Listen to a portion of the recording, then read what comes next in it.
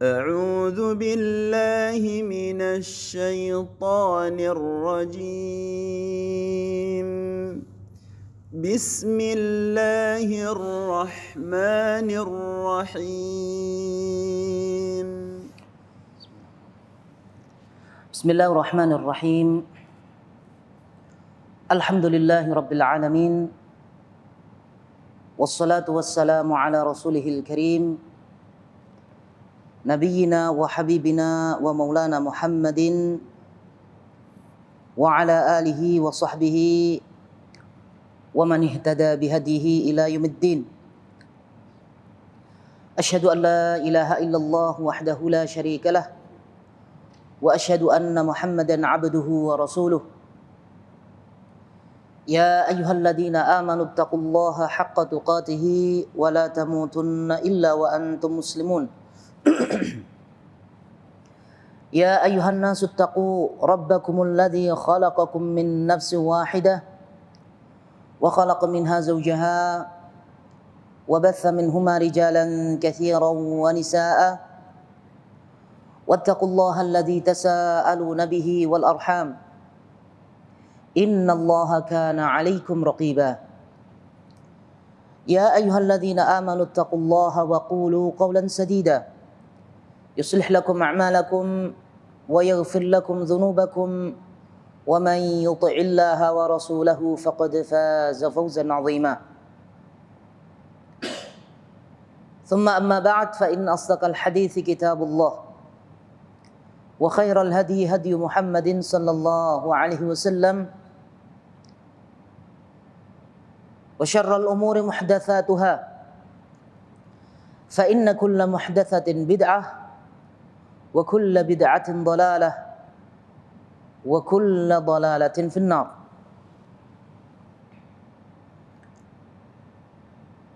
أيها المسلمون وأيها الإخوة والأخوات والأمهات رحمنا الله وإياكم. Assalamualaikum warahmatullahi wabarakatuh. Alhamdulillahi rabbil alamin.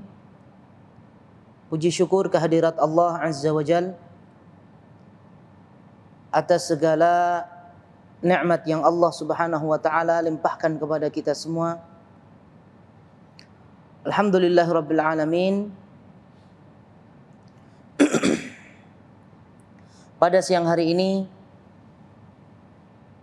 kita dimudahkan oleh Allah Subhanahu wa taala untuk menghadiri majelis ilmu di tempat yang mubarakah ini insyaallah taala. Ikhwani fillah rahimani wa rahimakumullah, untuk hari ini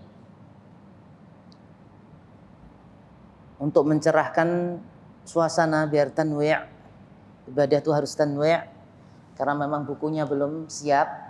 Qadarullah, lupa ana belum motokopi ininya apa? Kitab Lu'lu' wal Marjan. Kita akan membahas sedikit tentang cara untuk tadabbur Al-Qur'an. Al-Quran adalah firman Allah. Al-Quran pedoman hidup kita.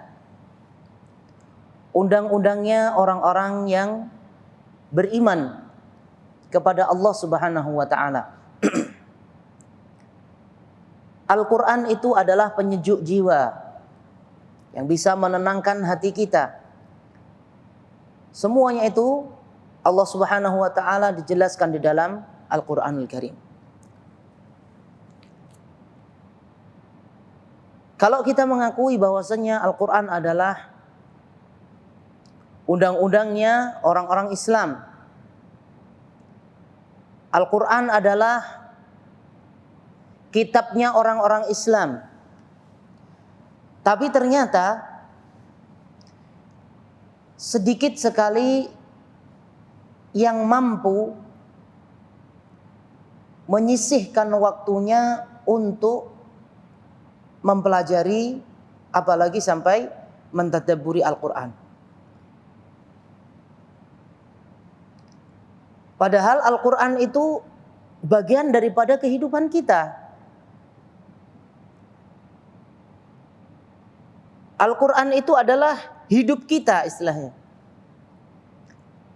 Setiap nafas kita itu harus ada Al-Quran sebenarnya. Tapi masih sedikit sekali yang peduli terhadap Al-Quran. Kadang-kadang sudah mewakilkan kepada mereka yang hafal Al-Quran. Seakan-akan Al-Quran itu hanya miliknya orang-orang yang hafal Al-Quran. Sedangkan orang-orang yang belum hafal Al-Quran atau tidak hafal Al-Quran, dia tidak punya tanggung jawab. Seakan-akan tidak butuh terhadap Al-Quran. Maka ini adalah pemahaman yang salah. Kita sangat butuh dengan Al-Quran. Kita itu bisa tenang hidup kita, bisa berbahagia hidup kita, bisa sukses dunia akhirat ketika kita berpegang teguh dengan Al-Quran dan selalu membaca Al-Quran. Dan betapa banyak orang sekarang ini yang tidak bisa membaca Al-Quran sampai dia meninggal dunia. Ya, ada yang tidak bisa membaca Al-Quran sampai meninggal dunia. Maka apa yang akan dipertanggungjawabkan di hadapan Allah Subhanahu wa taala? Ketika dia ditanya bahwasannya apa kitabmu? Kitabmu adalah Al-Quran. Sedangkan dia tidak bisa membaca Al-Quran. Dia tidak pernah mentadabburi Al-Quran. Apa yang akan dipertanggungjawabkan di hadapan Allah Subhanahu wa taala? Maka ikhwani wa akhwati rahimanallahu wa iyyakum, kita harus berubah dari sesuatu yang tidak baik, yang jauh daripada Al-Quran, untuk semakin dekat dengan Al-Quran. Walaupun tidak hafal,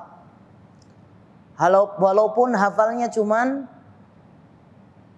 30, ya, juz 30, bukan 30 juz. Juz 30, juz 30. Ya. Dipertahankan hafalannya. Karena sebagian ulama mengatakan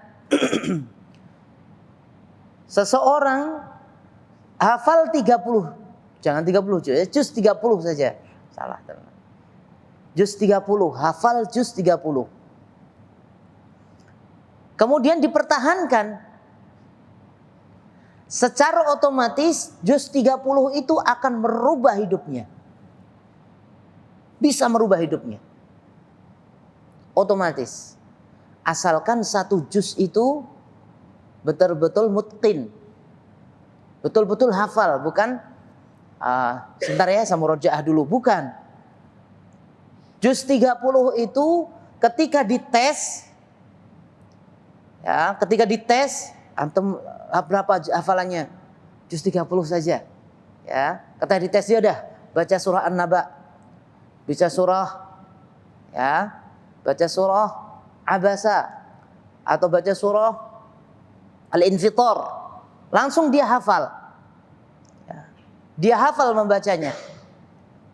Maka insyaallah ta'ala hafalan itu walaupun cuma satu juz akan merubah kehidupan seseorang. Ya. Secara otomatis dia pengen menjaga satu juz saja, dijaga. Pasti dia kalau berusaha menjaganya, pasti ketika nyopir baca a'udzubillahi minasyaitonir, karena berusaha menjaga. Dan ketika kita menjaga Al-Quran, maka Allah akan menjaga kita. Sebagaimana sabda Nabi sallallahu alaihi wasallam kepada Abdullah bin Abbas, "Ya ghulam, ya, ihfazillaha yahfazuk." Jagalah Allah, pasti Allah akan menjaga kamu. Ketika kita menjaga Al-Qur'an, kita menjaga kalamullah dan Allah akan menjaga kita. Baik itu secara hissi maupun secara ma'nawi. Hissinya, Al-Qur'an itu adalah obat tolak bala. Al-Quran itu, Al-Quran tolak bala. Gak harus pergi ke tempatnya orang pintar.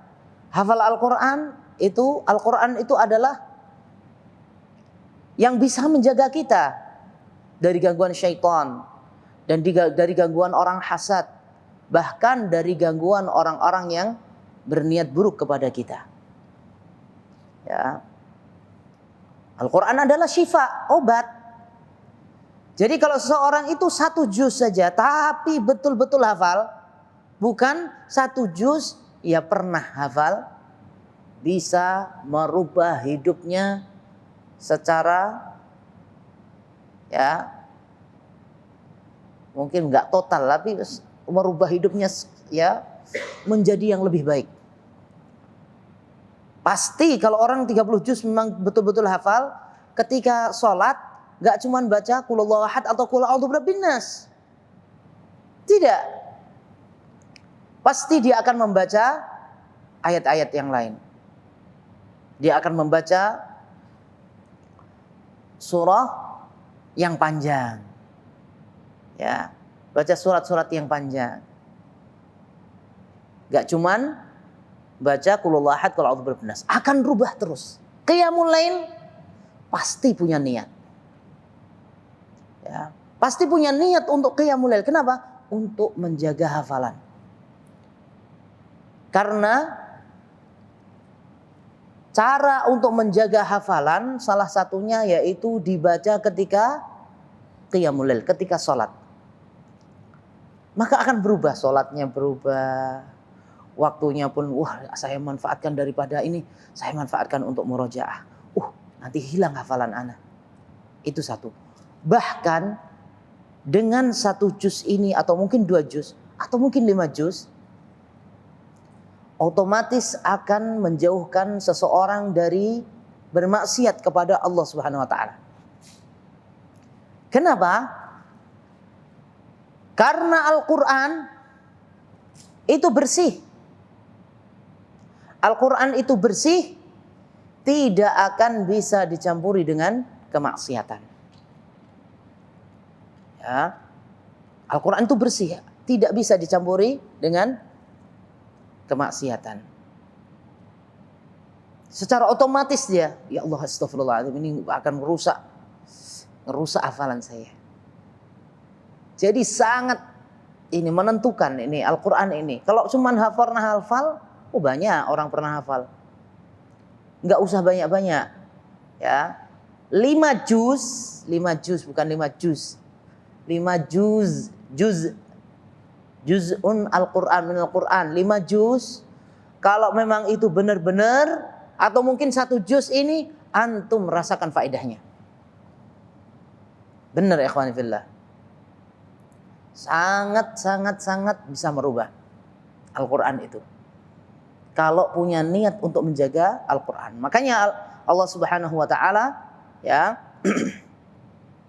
memberi keutamaan kepada orang-orang yang senantiasa menjaga Al-Quran. Ya, sudah benar-benar kalau orang itu ini ya kami masih jauh, masih belajar ya, sama saja. Ya. Ana tuh lihat benar-benar orang yang menjaga Al-Quran. Lihat langsung. Setiap harinya menghafal Al-Quran. Setiap harinya murojaah Al-Quran. 5 juz setiap hari. 5 juz setiap hari. Itu luar biasa ikhwani. Ya. Itu memang menghafal Al-Quran memiliki qiraat. luar biasa, Masya Allah. Udah kita nggak bisa bayangin betapa tenang hidupnya.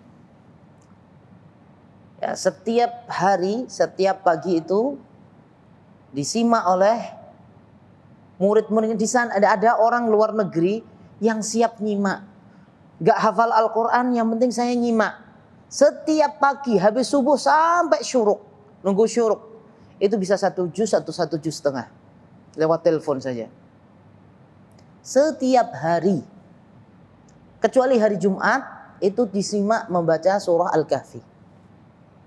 Itu sudah saya lihat sendiri, itu sudah 5 tahun saya lihat. Sebelumnya sudah seperti itu. Jadi ayo kita rubah. Mau kemana hidup kita ini? Atau hanya untuk masa depan dunia atau masa depan akhirat? Kalau masa depan akhirat, maka masa depan dunia sudah jelas akan ditanggung oleh Allah. Ya. Tapi kalau kita hanya memikirkan masalah masa depan dunia, ketahuilah, ya, dunia itu akan berubah setiap saat, dan kita tidak tahu ajal kita. Akhirat pasti, dan kita pasti akan bertanggung jawab di hadapan Allah Subhanahu wa taala. Wallahi ikhwan, ini bukan cuman mujamalah. Pengen atau mujamalah tuh ngomong kosong, pengen ngerubah diri anak sendiri juga, subhanallah. Karena kesibukan. Tapi nggak ada alasan untuk mentadabburi Al-Quran, untuk menghafal Al-Quran, untuk menjaga Al-Quran, agar Allah Subhanahu wa taala juga menjaga kita. Ya. Apalagi para ummahat, waktunya banyak. Ya. Yakin ana, ya, bahwasanya kita itu bisa menyisihkan 1 jam khusus untuk Al-Quran. Gak mungkin gak bisa. Ya. Makanya teman-teman sekalian, ayo kita rubah. Ya, dari sekarang sebelum terlambat. Suatu saat nanti ada waktunya kita tidak mampu lagi. Ada waktunya. Entah karena kita sakit atau karena sudah lanjut usia.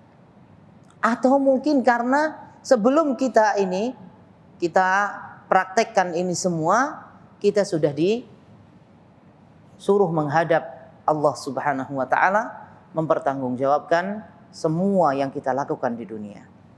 Makanya teman-teman sekalian, ya, ayo kita rubah dan kita rubah ya kehidupan kita, gimana kehidupan kita itu betul-betul menjadi ya kehidupan yang Qur'ani.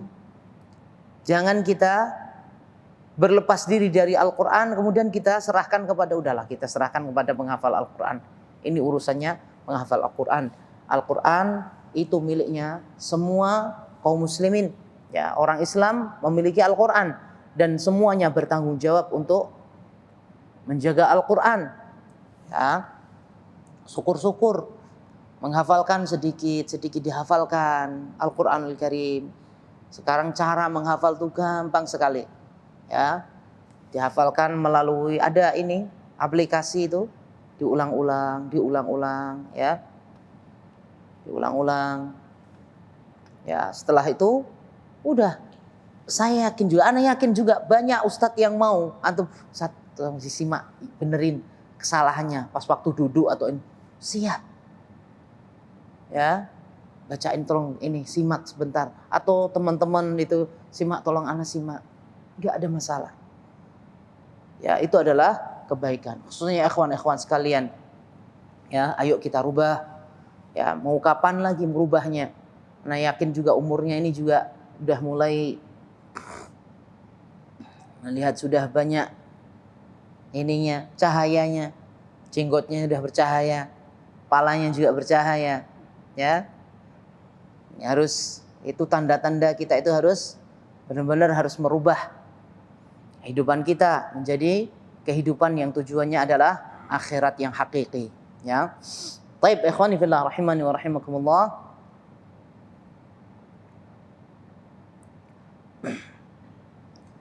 Tadabbur Al-Qur'an atau mempelajari Al-Qur'an, mentadabburi, merenungi, memahami maknanya. Tadabbur Al-Qur'an itu adalah amalan yang paling baik. Bagaimana tidak? Karena mentadabburi Al-Qur'an adalah agar seseorang bisa memahami firman Allah Subhanahu wa taala dan bisa mengamalkan apa yang ada di dalam Al-Qur'anul Karim. Makanya di sana ada metode-metode atau cara, wasilah untuk mentadabburi Al-Qur'an. Jadi Al-Qur'an itu betul-betul berasa, ya, bukan hambar,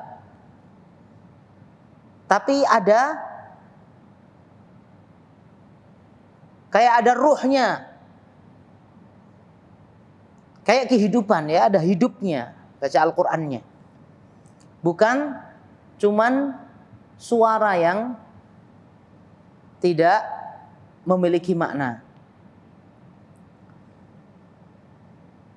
Cara mentadabburi Al-Qur'an yang dijelaskan oleh para ulama, yang pertama adalah tahsinut tilawah. Tahsinut tilawah, ya. Tahsinut tilawah yaitu dengan membacanya dengan tartil,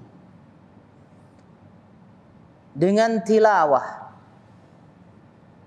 ya, membacanya dengan baik, bukan membaca sembarangan yang penting dengar suara aja. Karena kita itu diperintahkan oleh Allah Subhanahu wa taala di dalam surah Al-Muzammil. Allah Subhanahu wa taala berfirman, "Warattilil Qur'ana tartila." Dan bacalah Al-Qur'an dengan tartil. Bacanya bukan ngawur, harus ngawur aja, bukan. Dibaca dengan tartil. Tartil seperti yang dijelaskan oleh para ulama. Yang pertama, tartil yaitu dengan membaca sesuai dengan kaidah-kaidah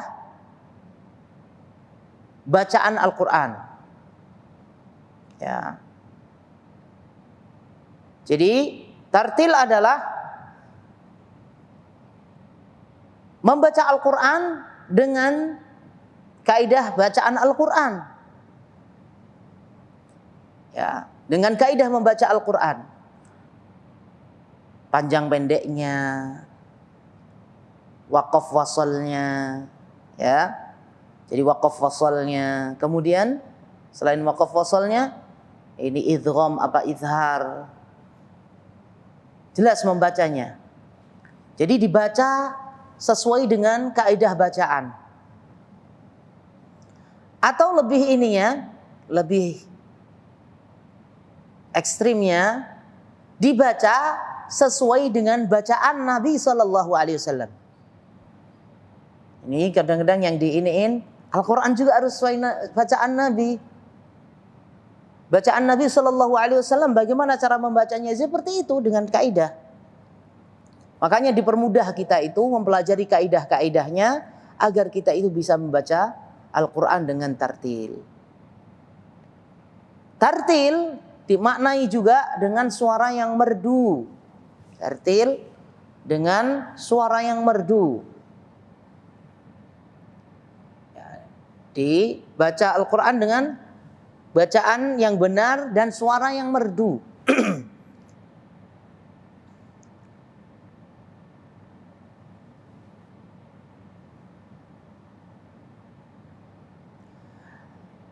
Al-Imam Ibnu Katsir rahimahullahu taala mengatakan al-matlubu syar'an yang dituntut secara syar'i innama huwa tahsinu bis saut, ya, yaitu dengan bacaan yang baik dan suara yang merdu,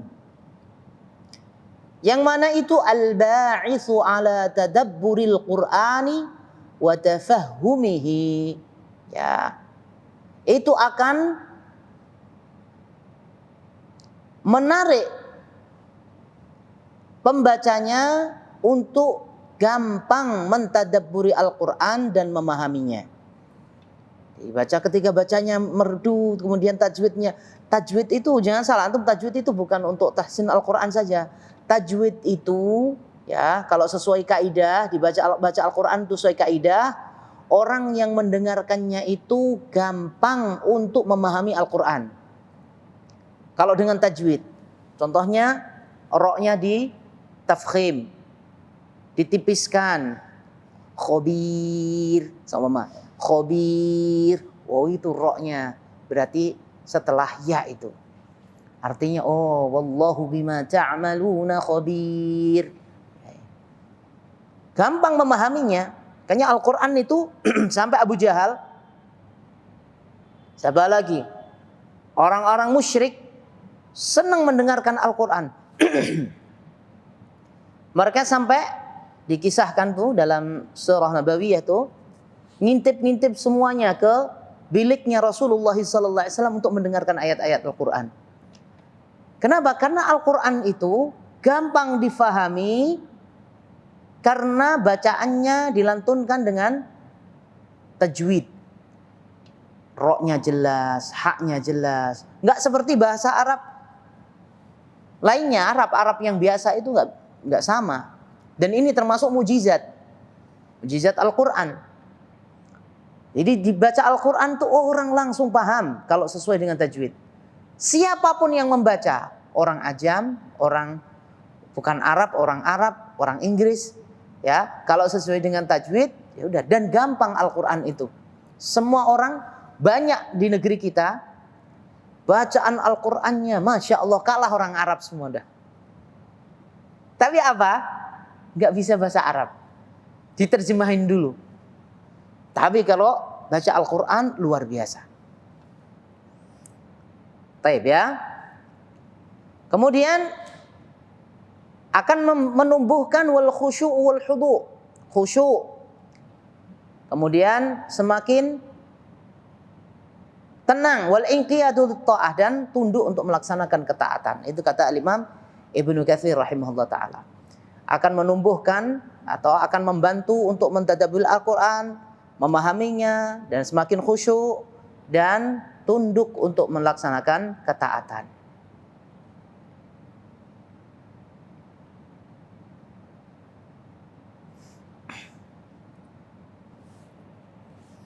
Kemudian, jadi tadabbur Al-Quran itu, ya, metode yang pertama adalah dengan memperbaiki atau membacanya dengan tartil, membacanya dengan tartil, atau dengan suara yang merdu, ya, suara yang merdu.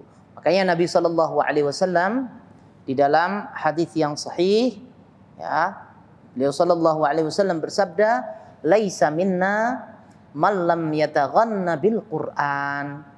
Bukan golongan kami, bukan termasuk umatku yang tidak taghanni bil Qur'an. Ghina itu artinya nyanyian. Yataghanna bil Qur'an maknanya memperbaiki bacaan. Bukan umatku yang tidak bernyanyi dengan Al-Quran. Jelaskan oleh para ulama, orang tuh kalau suka nyanyi, di kamar mandi sambil ngaca tuh nyanyi-nyanyi. Wah, itu orang nyanyi. Orang yang taghanna bil Quran, di mana saja dia senang baca Al-Quran, lantunkan. Afala yatadabbaruna al-Quran, gitu, di mana-mana dibaca terus. Ya itu aja yang dibaca. Kayak orang suka nyanyian. Gimana sih antum suka nyanyian tuh? Ngaca dikit-dikit sambil gini, kayak gini ya. nyanyi, terus sambil ini motor pun ini sambil jalan nyanyi-nyanyi. Itu orang yang taghanna bil Quran. Ya, yataghanna laisa minna man lam yataghanna bil Quran. Dikit-dikit kemana-mana dia bacanya Al-Quran. Yang dinyanyikan, lantunkan ayat-ayat Al-Quran. Ya, sampai dulu apa itu, anak inget tuh, apa namanya, sabun 90-an, tahun 90-an itu anak inget itu. Tahun 90-an orang nyanyi di dalam kamar mandi itu pakai ini, apa itu, sabun apa itu, apa, iklan, inget gak antum? Itu apa itu? Tahun 90-an atau ya 90-an, awal-awal 90 lah. Yang anak masih kecil ya. Di TPI, RCTI zaman dulu. Sekarang nggak pernah lihat TV. TV apa bentuk TV-nya nggak tahu. Zaman dulu di swasta. Jadi orang suka nyanyi itu di kamar mandi, teriak-teriak gitu. Tapi baca Al-Quran jangan di kamar mandi. Maksud anak itulah gambaran orang yang taghanna bil Quran, nyanyi-nyanyi dengan Al-Quran. Dikit-dikit sambil a'udzubillahi minasyaitonir rajim. Dikit-dikit. Anaknya nangis dibacain ayat-ayat Al-Quran. Istrinya ngambek, bacain ayat-ayat Al-Quran. Ini mungkin kesetanan nih, harus di ini. Bacain ayat-ayat Al-Quran. Di ruqyah. Ruqyah syar'iyah. Ya. Pegang kepalanya. A'udzubillahi minasyaitonir rajim. Gitu. Ya, ditenangin dengan Al-Quran. Kalau kasih tahu aja, ana mau nenangin kamu nih biar tenang. Ya, dengerin ayat-ayat Al-Quran. Ya. Jadi laisa minna man lam yataghanna bil Quran. Ya. Sampai tidak dikatakan kelompok Nabi sallallahu alaihi wasallam atau golongan Nabi sallallahu alaihi wasallam itu menunjukkan akan manfaat dan pentingnya kita itu taghanni bil Quran. Taghanni bil Quran yaitu dengan melantunkan ayat-ayat Al-Quran di mana saja. Ya, maksudnya kita ada momen-momen tertentu kita baca Al-Quran. Ya, lagi jalan baca Al-Quran. A'udzubillahi minasyaitonir rajim. Lagi ini sambil duduk murajaah Al-Quran, baca ayat-ayat Al-Quran. Itu adalah ciri-ciri umat Nabi Muhammad sallallahu alaihi wasallam. Karena di sini bukan golonganku. Nah, kita sudah di situ atau kita nyanyian aja. Kalau nyanyi-nyanyi ya gitu ya. Kita senang kita nyanyi-nyanyi. Sedangkan Al-Qur'an enggak. Nah, itu jangan-jangan kita bukan kategori umatnya Nabi sallallahu alaihi wasallam. Karena Nabi sallallahu alaihi wasallam bukan golongan kami. Ya, yang tidak melantunkan ayat Al-Quran. Jadi kapan saja diusahain yang diucapkan adalah Al-Quranul Karim. Ya.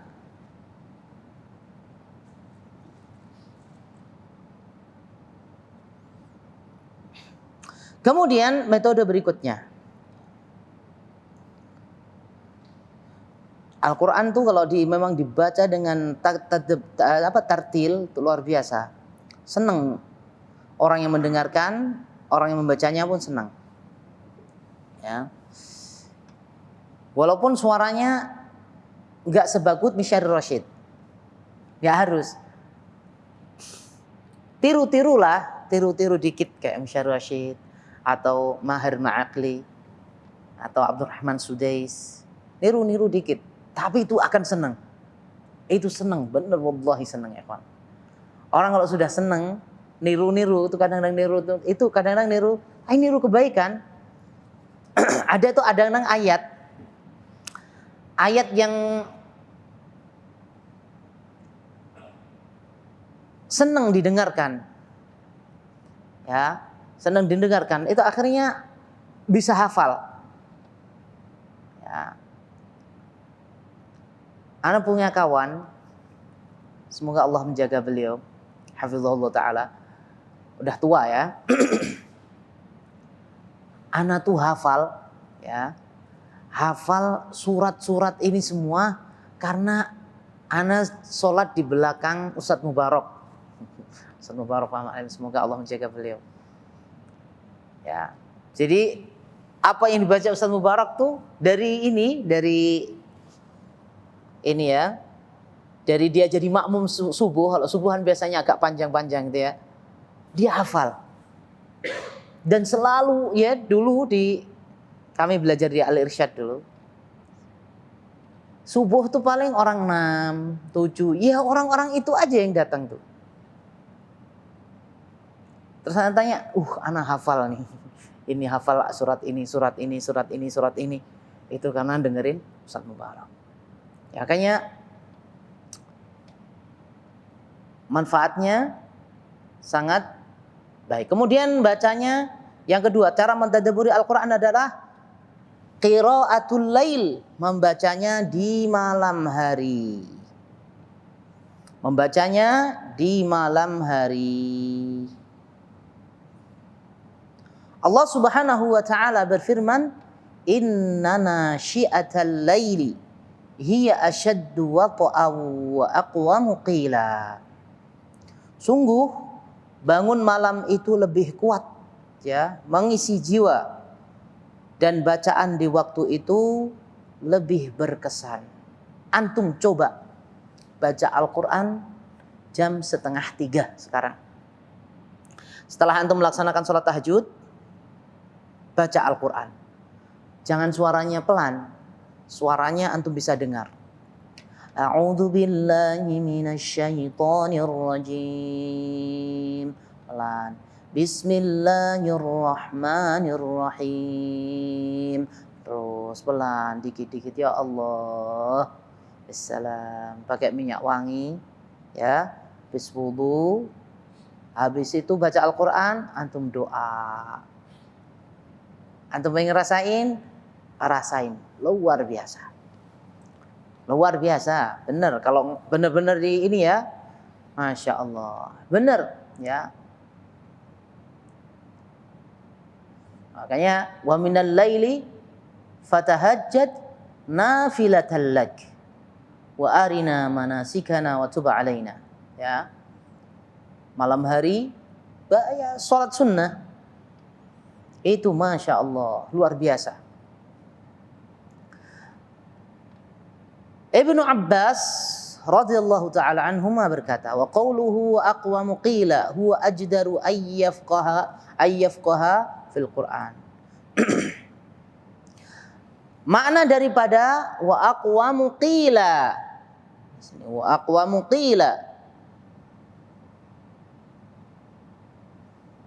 bacaan pada waktu itu lebih berkesan.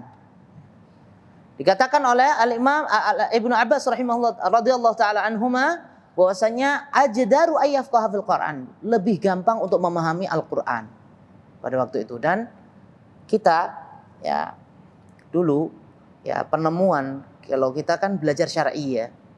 Kita belajar syar'i itu enggak ada ceritanya belajar pakai logika. Terus ini enggak ada kecuali ngafal. Dulu ketika kita belajar, satu buku itu ya dihafalin. Kalau nggak hafal ya besok nggak bisa jawab. Ya, dihafalin dari definisi secara bahasa, definisi itu dihafalin semua. Jadi ngafalinnya kapan? Malam hari. Di malam hari itu luar biasa. Ya ngafal tuh gampang terus. Kayaknya subhanallah. Ya. Ketika ini saya diceritain oleh putri saya yang baru datang rojaah tuh sampai malam gitu. Ya Allah, ingat masa lalu. Sekarang dah sibuk sama kegiatan, kadang-kadang kegiatan pagi, sore, sampai malam. Qiyamul lailnya sudah kadang-kadang dah bablas. Ya, nikmat sekali rasanya. Bagaimana kalau itu bisa terus, ya orang penuntut ilmu istiqomah sampai dia meninggal dunia dari pondok luar biasa, ya. Nah, diceritain oleh ini adik saya tuh, ya sekarang ini pondok nih, antum mau jam 1, mau jam 2 pasti dengar orang merojaah Al-Quran. Merinding antum, Allah merinding. Merindingnya Pak, ya Allah, luar biasa. Makanya ayo teman-teman sekalian, ya, ayo kita rubah. Kita rubah. Ya, kita rubah. Kita harus berusaha untuk mentadabburi Al-Qur'an, dan ini termasuk caranya. Yang pertama baca tartil, yang kedua dengan dibaca di malam hari. Malam hari beda jauh. Ya, malam hari ini maksudnya ketika di malam hari kapan aja, tapi lebih khusus lagi ketika menjelang subuh. Ya, ketika menjelang subuh. Di sini ada artinya, ana kirimkan artikelnya ya, antum ini ya. Itu ana terjemahkan dari al-alukah.net ya, bahasa Arab sebenarnya itu dulunya ya.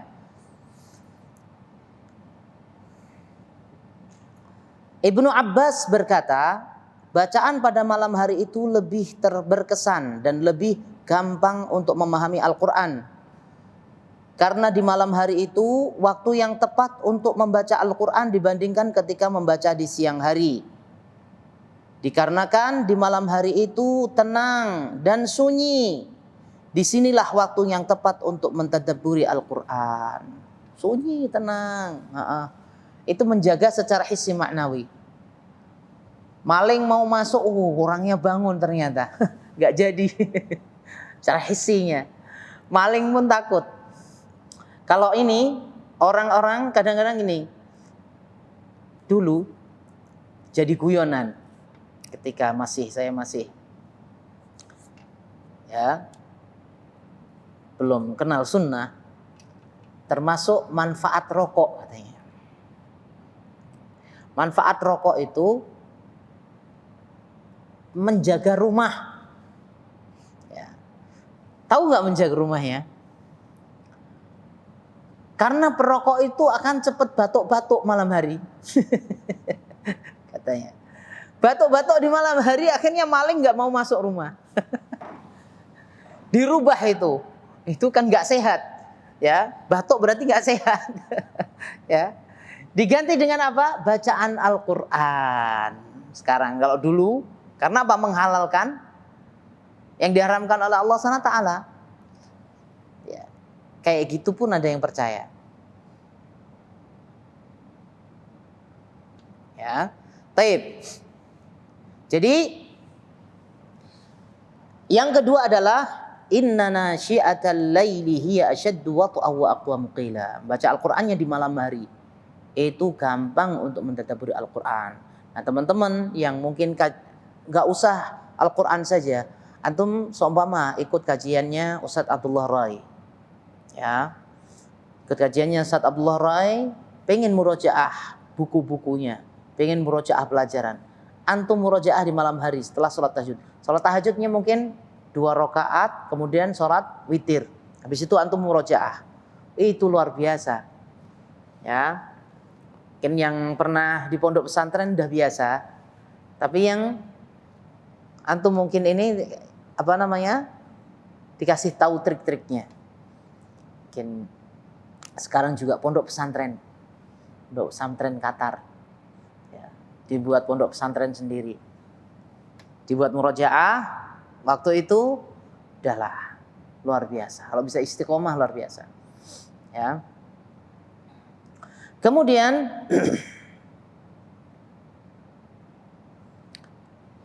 yang ketiga, cara mentadabburi Al-Quran yaitu dengan diam ketika mendengarkan Al-Quran, ayat Al-Quran. Makanya kita itu ketika mendengarkan ayat Al-Quran wajib hukumnya untuk diam. Kayak Al-Quran itu bukan untuk denger-denger ini adalah biar ada suara-suara saja. Gak boleh. Al-Quran itu untuk itu menghina firman Allah Subhanahu wa taala. Kalau dicoba buat yang penting biar ini aja lah. Al-Quran itu untuk didengarkan. Bukan untuk dengar-dengaran.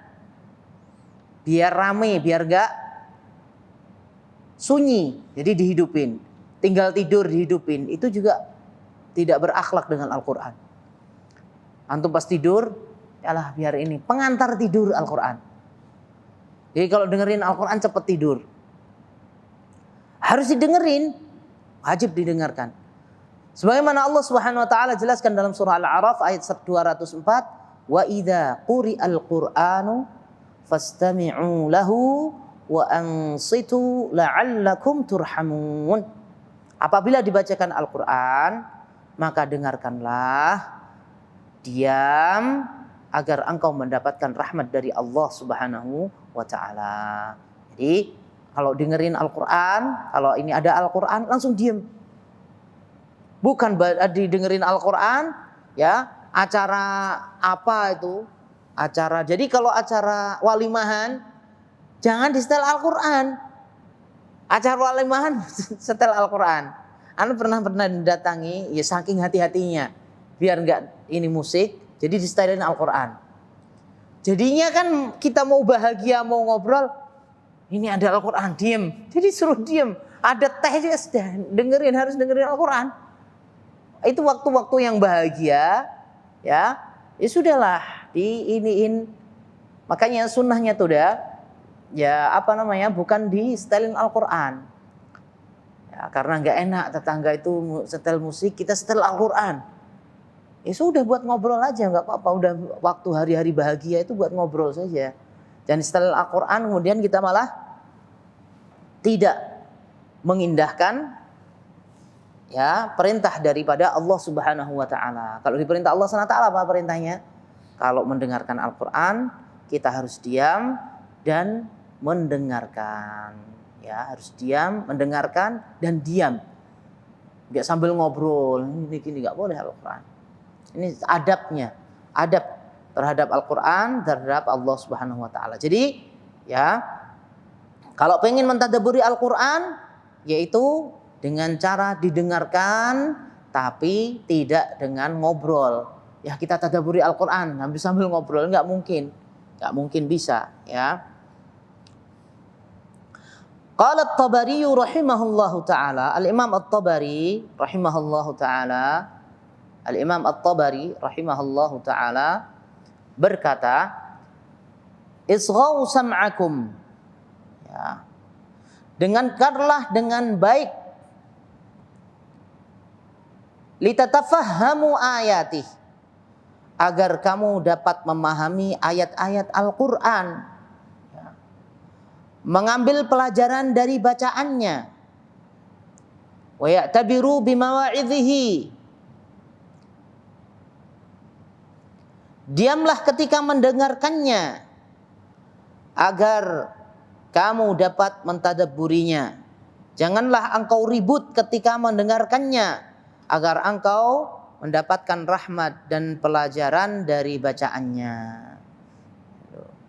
Tuh, jadi ada fungsinya, kita suruh diam itu apa? Agar kita bisa mengambil manfaat dari bacaan Al-Quran. Ayo, ikhwani fillah, rahimani wa rahimakumullah, ya, kita harus mulai dari sekarang, ya, mentadabburi Al-Quran. Kapan kita kalau nggak mentadabburi Al-Quran, kalau nggak dari sekarang, ya. Bukan tadabbur alam saja. Tadabbur alam sudah kemana itu ini? Nanti gimana nih Pak Agus? Tadabbur alam bagus. Tadabbur alam sambil mentadabburi Al-Quran insyaallah ta'ala, ya. Tadabbur alam. Taib, yang keempat. Berikutnya yang keempat ya kawan. 4. Tadabbur Al-Quran yaitu dengan yang keempat yaitu husnul ibtida'i wal waqf, yaitu membaca dengan memahami waqaf dan wasolnya. Tahu waqaf? Waqaf itu berhenti, wasol itu lanjutnya. Contohnya gini, bahasa Indonesia saja harus tahu itu titik komanya. Al-Quran nggak tahu titik komanya, itu akan beda, ya. Harus tahu titik komanya. Contohnya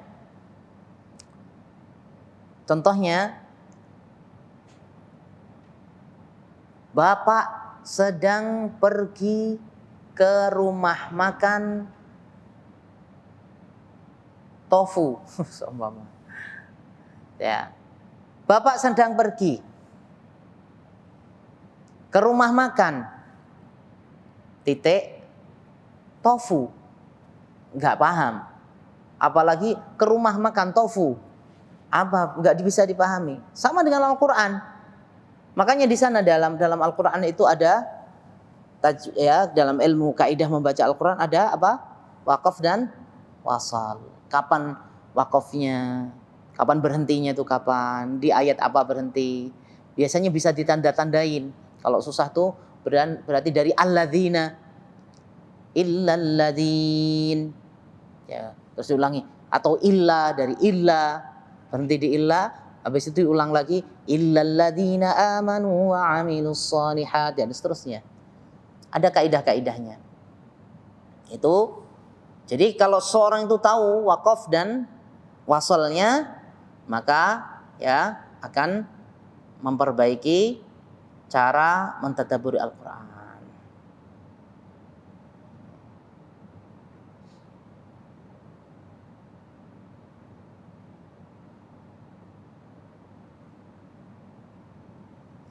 Terus kemudian yang terakhir ya kawan, masih banyak ya, ini aja. Kemudian yang kedua fahmul ma'ani, memahami makna, fahmul ma'ani, memahami maknanya atau artinya. Quran terjemah, aplikasi udah banyak ya.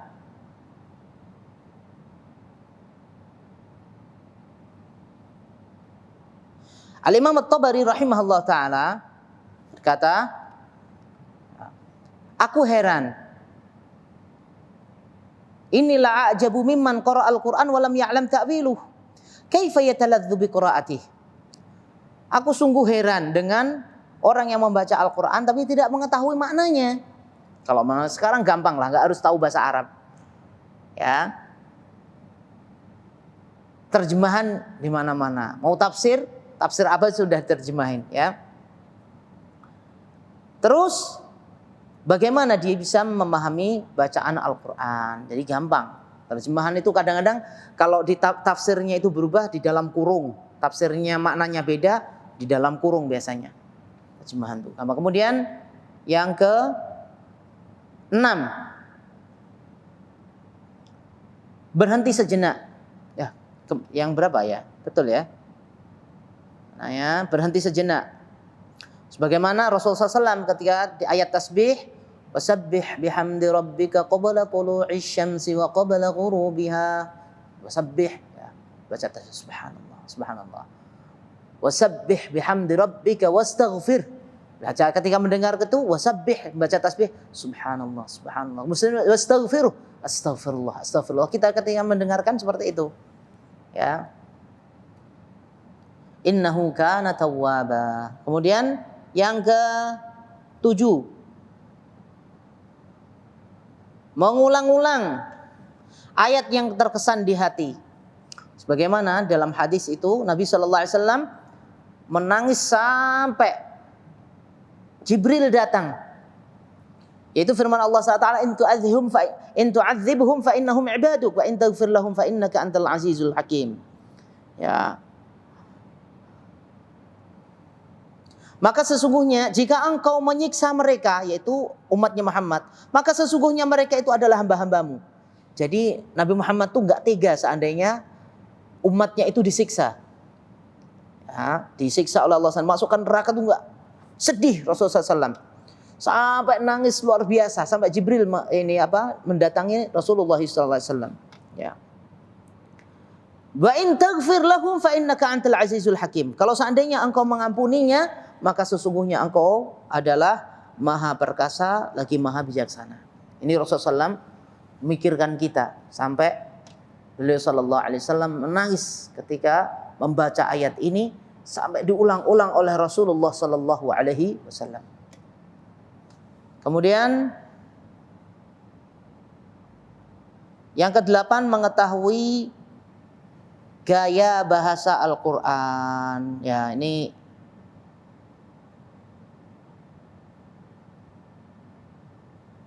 contohnya ayat yang diakhiri dengan Asmaul Husna. menunjukkan akan hukum yang terkandung di dalamnya, ya. Kalau di sini kan surah ini aja, surat ini aja. Surat tadi apa? Idza jaa nasrullahi wal fath wa ra'aitan nasa yadkhuluna fi dinillahi afwaja fasabbih bihamdi rabbika wastaghfir. Wastaghfir di sini apa? Mintalah ampun kepada Allah Subhanahu wa taala. Innahu, karena sesungguhnya Allah itu kana tawwaba. Allah Maha penerima taubat. Di sini suruh minta ampun, di sini tawwaba karena Allah Maha penerima taubat. Gitu ya. Jadi faham apa namanya? Mengetahui gaya bahasa Al-Qur'an. Contohnya juga minta ampunan dari Allah Subhanahu wa taala. Kita jangan bacanya ya Ghaniyyu. Ya Allah yang Maha Kaya. Yang cocok apa? Ya Ghafur. Ya Wadud. Ya Rahim. Irhamna waghfir lana. Gitu, ya Allah yang Maha Pengasih, yang Maha Penyayang, Maha Pengampun, Maha menerima taubat. Ampuni dosa-dosa hambamu. Terimalah taubat hambamu, seperti itu. Ya, dalam Al-Qur'an juga gitu. Dalam Al-Qur'an itu mesti ketika di depannya itu menjelaskan apa gitu, dijelaskan oleh Allah Ta'ala, innallaha alimun khabir, innallaha sami'un basir, seperti itu.